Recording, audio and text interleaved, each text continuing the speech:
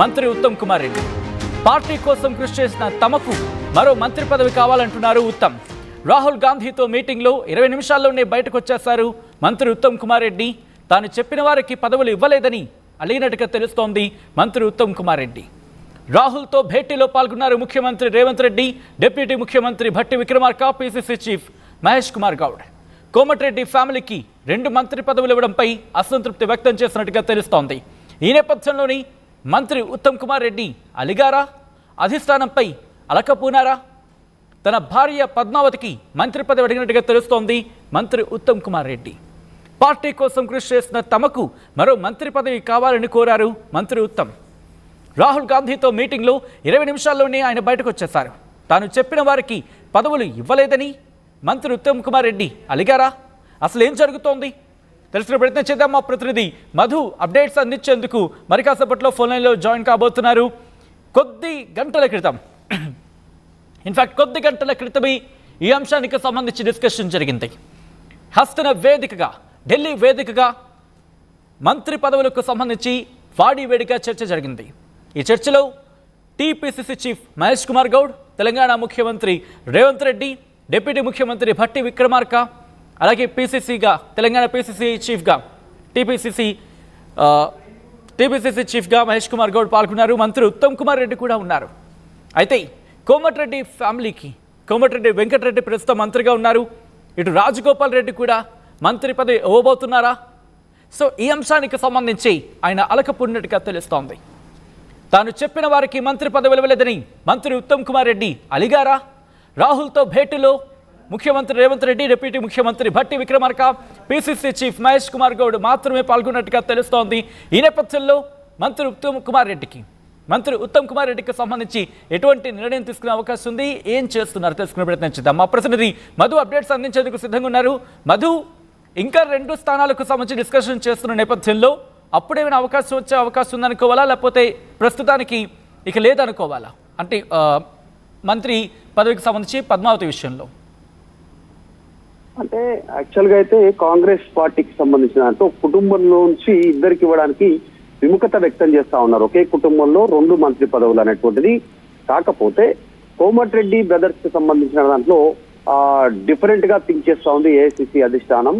అప్పుడు ఇచ్చినటువంటి హామీ మేరకు అప్పటికప్పుడు అధికారంలోకి రావాలనేటువంటి ఆలోచనతో ఏఐసిసి అధిష్టానం హామీ ఇచ్చిందనే ప్రచారం జరుగుతూ ఉంది. అది ఎంతవరకు కరెక్ట్ అనేటువంటిది ఏఐసిసి నేతలే నిర్ధారించగలుగుతారు. అది పక్కన పెడితే రాజగోపాల్ రెడ్డికి మంత్రివర్గంలో స్థానం బెర్త్ కన్ఫామ్ అయింది అనేటువంటిది ఎప్పుడైతే ప్రచారం జరుగుతా ఉందో, ఎందుకంటే ఢిల్లీలో జరిగినటువంటి కీలక సమావేశంలో కూడా క్లారిటీ వచ్చింది.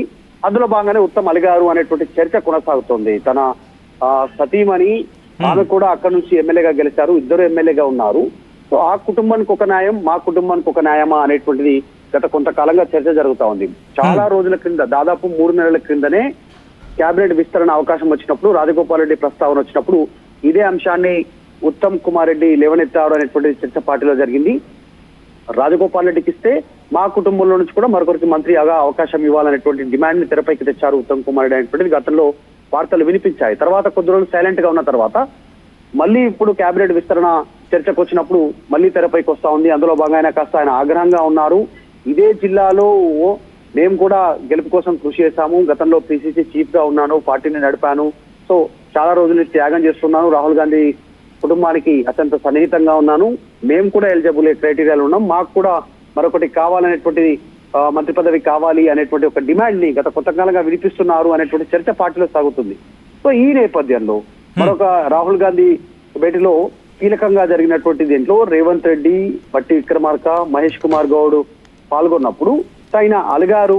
కేవలం మీటింగ్ లో 20 నిమిషాలే ఉన్నారు, అందులో భాగంగా ఆయన ఆగ్రహంగా బయటకు వచ్చారు. నన్ను కన్సిడర్ చేయట్లేదు, నా మాట నువ్వు కన్సిడర్ చేయట్లేదు ఏఐసిసి అనేటువంటి ఆగ్రహంగా బయటకు వచ్చారు, అలిగారు అనేటువంటి చర్చ కొనసాగుతా ఉంది. చూడాలి ఇది ఎక్కడి వరకు దారితీస్తుందో, ఎక్కడి వరకు దీన్ని కంటిన్యూ చేస్తారో అనేటువంటిది.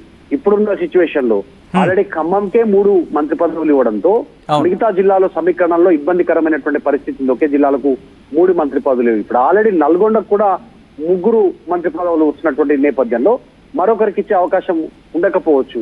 లేదు అంటే రాజగోపాల్ రెడ్డిని కూడా అధిష్టానం ఒకవేళ ఉత్తమ్ కుమార్ రెడ్డిని సాటిస్ఫై చేయాలనుకుంటే కూడా ఆయన ఆగ్రహాన్ని కన్సిడర్ లోకి తీసుకుంటే రాజగోపాల్ రెడ్డిని పార్టీ పరంగా ఏదైనా పదవి ఇవ్వచ్చు అనే చర్చ కూడా ఇంకా జరుగుతుంది. రాజగోపాల్ రెడ్డికి దాదాపు బెర్త్ ఖరారైందని చర్చ జరుగుతున్న నేపథ్యంలో ఉత్తమ్ వ్యవహార శైలిని దృష్టిలో పెట్టుకుని ఆయన అలుగుతున్నారు.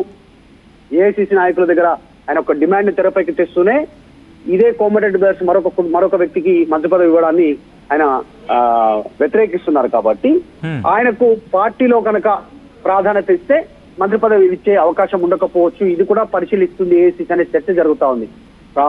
కాంగ్రెస్ పార్టీలోనే వర్కింగ్ ప్రెసిడెంట్ గా గానీ లేకుంటే ఇంకా ఏదైనా అత్యున్నతమైన పోస్టు ఏఐసిసికి సంబంధించిన జనరల్ సెక్రటరీగా గానీ అవకాశం ఇచ్చే పరిస్థితులు కూడా ఉన్నాయనేటువంటి చర్చ జరుగుతుంది. అది ఎంతవరకు వాస్తవం అనేటువంటి కానీ ఆయన ఒప్పుకునే పరిస్థితి ఉంటుందా? ఎందుకంటే పార్టీలో జాయిన్ అయిన సందర్భంలోనే ఆయన పెట్టిన కండిషన్ కి సంబంధించి మాట్లాడుకుంటున్న పరిస్థితి హైలీ ఇంపాసిబుల్. నిజంగానే సచిన్, హైలీ ఇంపాసిబుల్. కోమటిరెడ్డి రాజగోపాల్ రెడ్డి అనే వ్యక్తి కాస్త బోల్డ్ గా మాట్లాడతారు. పొలిటికల్ గా చాలా పొలిటికల్ గా బోల్డ్ గా మాట్లాడతారు.